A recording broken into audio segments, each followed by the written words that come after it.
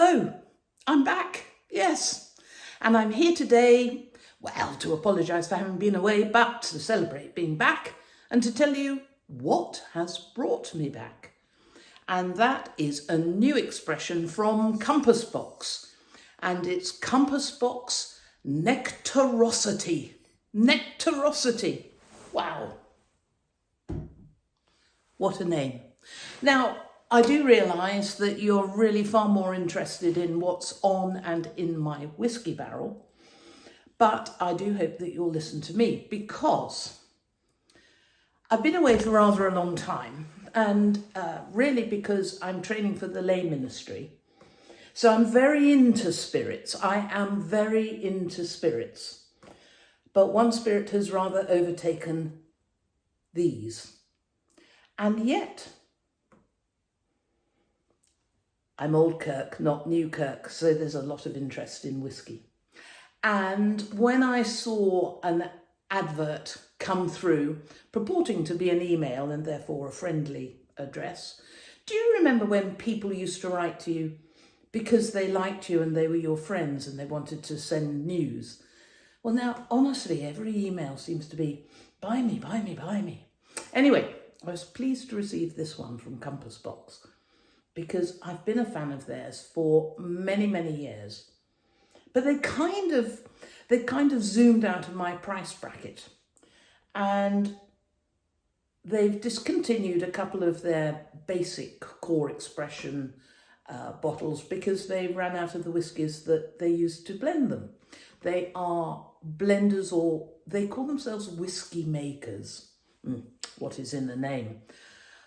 But they've introduced some others, and you've got to admit, a name like Nectarosity demands to be looked at. They're also quite affordable, around the £50 mark. And so I kind of like orange, so I decided to choose this one. Now, somebody did comment on one of my videos that I needed to have a microphone. So the other sort of spirit has meant that I have that. And one of my bits, microphone bits, dear viewer, don't worry too much. One of my bits just fell off its perch, but I've got it back. So I've got a microphone, so I hope you can hear me splendidly well.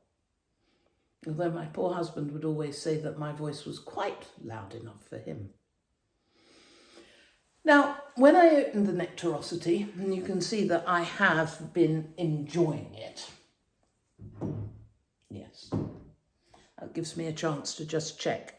Yeah, it's 46% ABV, alcohol by volume. Compass Box, as you probably know, are very keen to share what goes into their blends. But because they tend to be younger whiskies on the whole, they do tend to bottle at about 46%, which allows for more flavour. But when I first opened this, I poured a dram and I thought, when you're nosing it, gosh, that really is interesting. It's got lovely legs in the glass and all that sort of thing that some of you find so exciting. But I really just want to know about the taste of the whiskey. After, of course, a reasonable amount of nosing. But it is deep and fruity and spicy, but not too spicy, and creamy toffee-ish, and quite light, but just yumptious. So I poured this about 10 minutes ago. A girlfriend came to take our collie on the beach, so I had to run downstairs, and I was awfully pleased that I hadn't already started recording. We're an upside down house, in case that worries any of you. Why I would be drinking whiskey upstairs, not downstairs, but that's why. Ah, gorgeous. Are you getting bored? Shall I have a taste?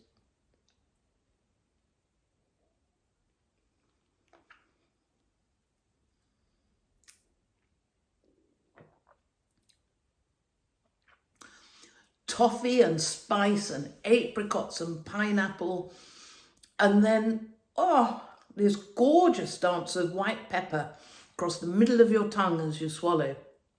So those of you who've watched me erratically over the past will know that I tend to taste once and then again, because now I'm getting all the different flavours and they tend to be quite separate. So this lovely fruitiness held almost together by the creamy toffiness, but then this spiciness on the tongue, white pepper. Ooh, what's in there as well? Maybe a bit of mace or something Caribbean, some allspice, something like that.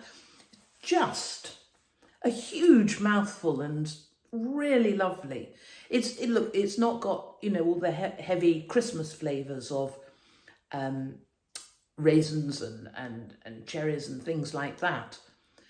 But at the same time, I'm actually thinking how beautifully this would go with Christmas food, because it is spicy and full of flavour, but it isn't heavy in any way. And, you know, we need contrasts in what we eat and what we drink. So, right, sermon nearly over.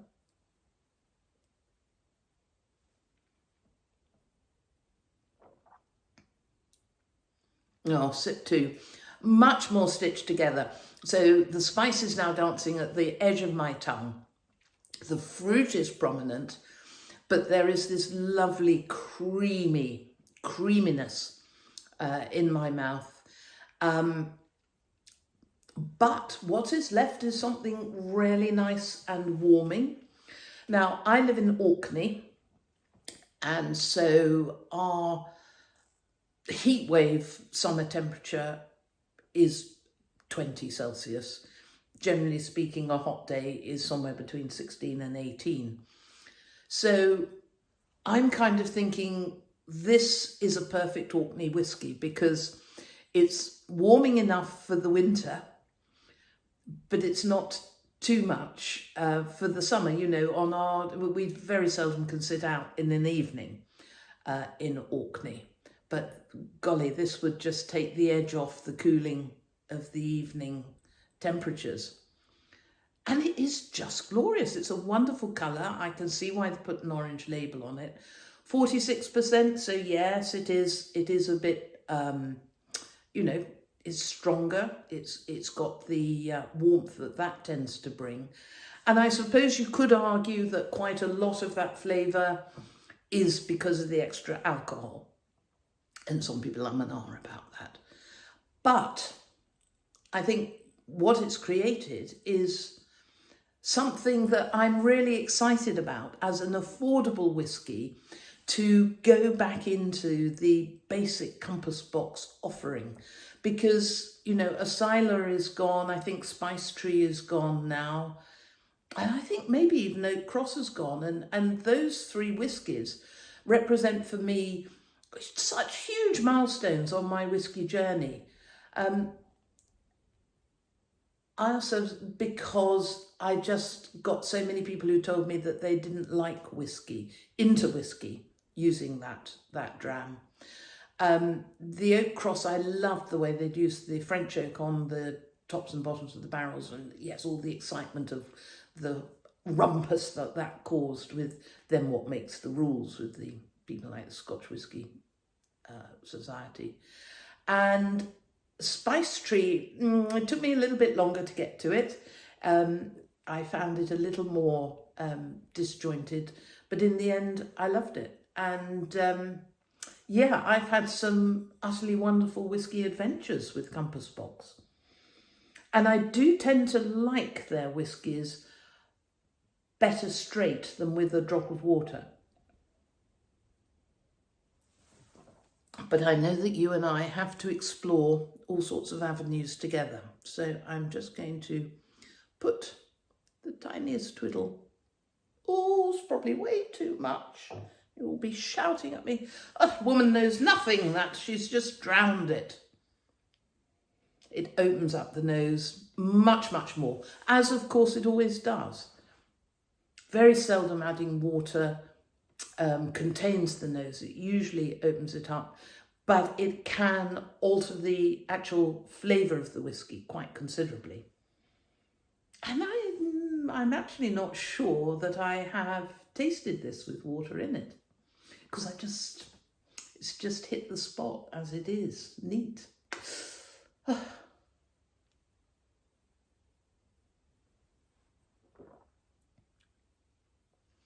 It makes it smooth. I have had a bad throat. Yes, not for all the months that I've been missing. The water makes it smoother still, but it detracts from the excitement of the journey to get to know it. And for me, that's really what whiskey is about. It's all that sipping and nosing and what does it remind you of, and does it make you just relax a little bit more, or does it make you more anxious to know what's coming next or whatever?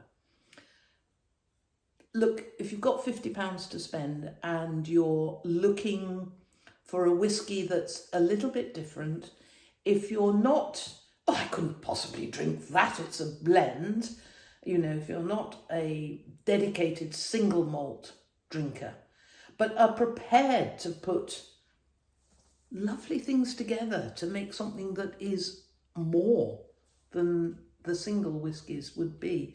I know they've got some fairly middle of the road things in here. There's some Glenmorangie, I think there's some,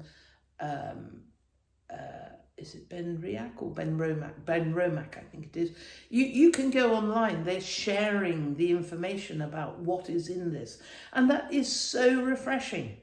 It really is. Now, some people say to me that they think Compass Box is a little bit overpriced.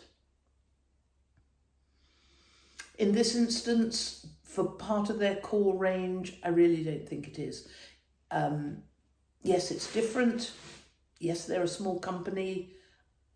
They need supporting in my mind, and they've given me some of the best whiskey experiences of my whiskey drinking life. So for that reason, I shall continue to support them whenever I think I can afford what they're offering and that it's worth it. One or two of their expressions I haven't been utterly excited about. But, oh, goodness me, I'm so glad that this is now in the Compass Box stable. Now, if you have a look on top of my barrel, you'll see that there's the new Highland Park 12-year-old there in the new livery. And I must talk to you about that in the next few days because it is a complete departure if you got really into the Viking thing and had tattoos all over you, because that was what Highland Park was suggesting.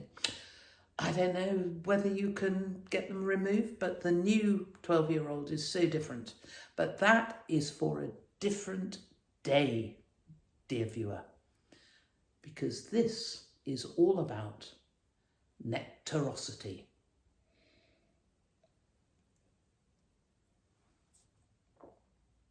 And how could you not like a whiskey with a name like that? See you next time.